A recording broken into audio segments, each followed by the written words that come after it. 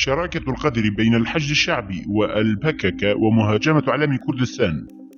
الهجوم على علم كردستان وتدنيسه وحرق مقر البارتي في بغداد بعد توقيع اتفاقية شنغال ليس من قبيل الصدفة، بل هو مؤامرة محكمة، وأن جميع ما يتعرض له جنوب كردستان في الآونة الأخيرة من تهديدات وهجمات تدار وفق تلك المؤامرة. وهذا ما يؤكد أن من أحك هذه المؤامرة بعد اتفاقية شنغال قرروا الإسراع بتنفيذها وبعنف، إذ أنهم على يقين أن توقيع اتفاقية شنغال التاريخية بين بغداد وأربيل هي بمثابة خلق واقع جديد يبحثر أحلامهم ويحبط مؤامراتهم. لذا يخطو أعداء الكرد وموالوهم خطوات موازية لكل خطوة جديدة للكرد، ولكن باتجاه معاكس. فهناك واقع غير قابل للتغيير، ألا وهو وجود جبهة معادية لاتفاقية شنغال بقيادة إيرانية. فالدولة الإيرانية وأعوانها يبذلون جهودا جبارة لإفشال هذه الاتفاقية وإخفاقها وخلق وضع متأزم ومعقد. والحق أن اتفاقية شنغال لا تمثل كافة أهداف الحركة الكردية، بل هي جزء منها، وأن حكومة جنوب كردستان منتعشة سياسيا واقتصاديا ودبلوماسيا، وأن شنغال جزء من هذه الخطوة. لهذا يحاول أعداء الكرد عرقلة هذه الخطوة التاريخية للكرد.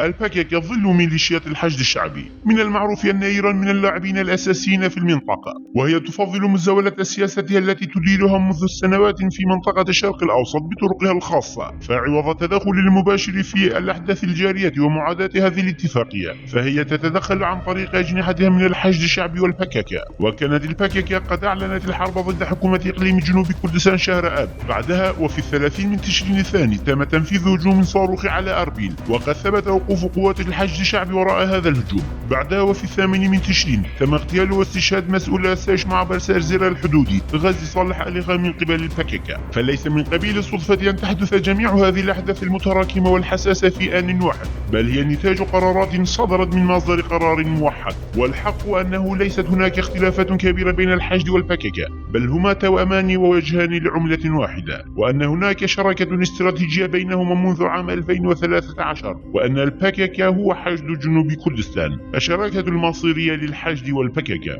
منذ عام 13 ولغاية اليوم رأت البكك ظروف المواتية للعب دور في الأحداث التي مرت بها الشرق الأوسط، فحاولت إشراك قوتها العسكرية في التجارة الدولية واللعبة السياسية في المنطقة، أي المتاجرة بقوتها العسكرية. أما بشأن التعاون والتنسيق بين البكك وإيران فيعود جذوره لثمانينيات القرن المنصرم، وقد جددت البكك اتفاقيتها مع إيران عام 13 وحدثتها، وقبلت البكك بالعمل وفق أجندة إيران في المنطقة ومصالحها مقابل أن تهبها إيران جغرافية كردستان وتدعها تنشر قواتها فيها، بل الأولى أن نقول أن تصبح حامية إيران في المنطقة مقابل مصالح حزبية ضيقة. ومن خلال هذه الاتفاقية نفذت البكك أولى بنود هذه الاتفاقية عام 14 بدخولها لمحافظة كركوك وتمركز قواتها العسكرية في مخمور بعدها، كما كان تموضع البكك في شنغال بأوامر إيرانية محضة. وخلال فترة أشهر نسقت قوات وحدات حماية شنغال التابعة للبكك ضمن أجنحة الحشد الشعبي، وأخذت تأتمر بأمرها وتأخذ رواتبها منها ويتم تسليحها من قبلها. وهذا الوضع لا يتعلق بالشعب الإيزيدي،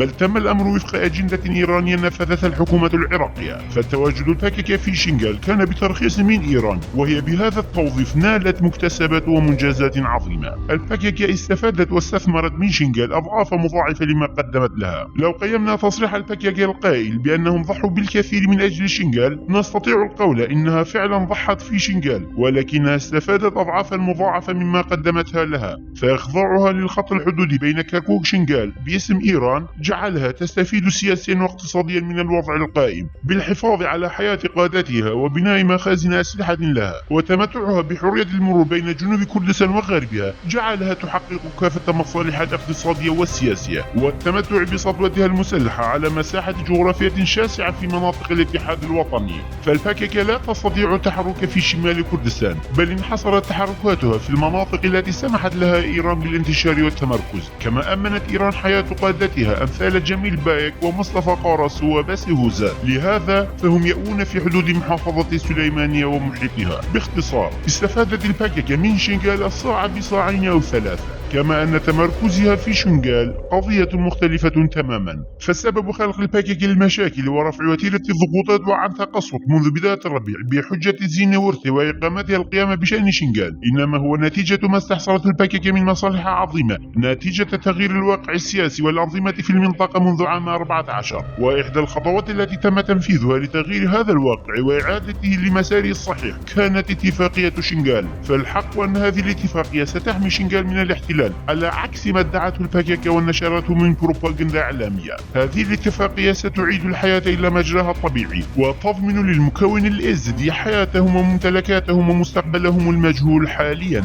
من لم يستنكر عملية حرق علم كردستان ويفضحها فهم شركاء لفاعلي هذه الفعلة الشنيعة. في 17 من تشرين الأول تمت مهاجمة فرع البارتي في بغداد وتم حرق علم كردستان خلال الهجوم. وقد أبدى الكرد والقوى السياسية العالمية ردود أفعال غاضبة تجاه هذه الحادثة الشنيعة والطرف الوحيد الذي التزم الصمت كان الباكك. وصمت الباكك هو بمثابة رضاها ومعيتها لهجوم ميليشيات الحشد الشعبي وحرق علم كردستان لأن الباكك والحشد شركاء وهم مشتركون في قرار الاعتداء والهجوم. فالمعروف أن الباكك تحلل حتى أتفه الأمور وتستنكر وتندد بأحداث حدثت في أقصى العالم غير أنها أغفلت وأهملت اعتداءات على أقدس مقدسات الكرد. فمما لا شك فيه أن هذا الموقف يثبت شراكة الباكك للحشد الشعبي وأن وسائل إعلامها ومنصات السوشيال ميديا الباككية إنما هي داعمة للحشد لم ولن تعاديها مهما فعلت أو تفعل. فليس لدينا إلا نداء للباكك ينبغي عليها الابتعاد عن خدمة المحتل وبالأخص إيران